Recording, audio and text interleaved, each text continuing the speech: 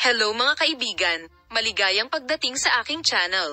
Si Engin Akyurek at Tuba Buyak Ustan, ang pinakasikat na mga pangalan ng mundo ng telebisyon sa Turkey, ay sumikat sa trahedya na naranasan nila kamakailan.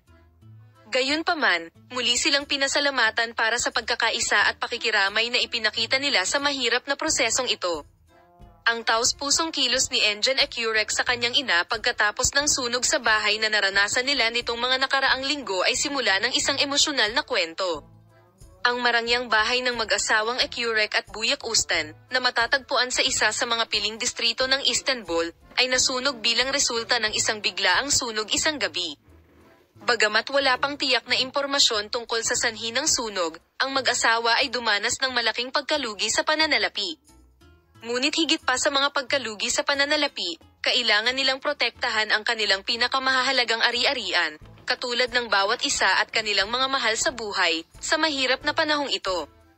Nakaligtas ang mag-asawa matapos ang sunog sa suporta ng kanilang mga mahal sa buhay at mga kaibigan sa kanilang paligid, lalo na ang punto kung saan kinailangan ni Engin Akyurek na harapin ang sapilitang pagbabagong ito sa tirahan ng kanyang ina.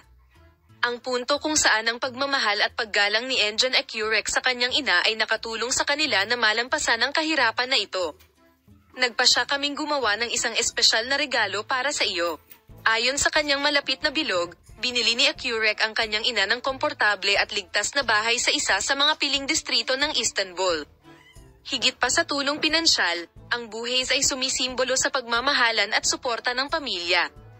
Muling ipinakita ni Engin Akyurek at Tuba Buyak Ustan ang kahalagahan ng sama-samang pagkilos at pagsuporta sa kanilang mga mahal sa buhay sa mahirap na panahong ito.